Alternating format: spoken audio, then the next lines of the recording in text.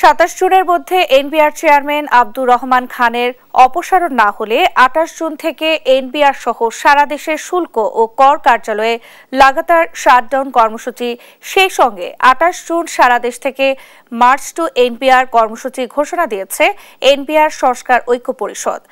জাতীয় রাজস্ব বোর্ডের চেয়ারম্যানের অপসারণ সহ একাধিক দাবিতে আন্দোলনরত কর্মকর্তাদের কলম বিরতি ও অবস্থান কর্মসূচি অব্যাহত রয়েছে।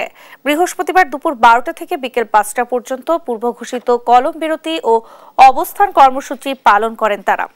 পরিস্থিতি নিয়ন্ত্রণে রাখতে রাজধানীর আগারগাঁও রাজস্ব ভবন ও আশপাশের এলাকায় সকাল থেকে মোতায়েন করা হয় আইন শৃঙ্খলা রক্ষাকারী বাহিনী।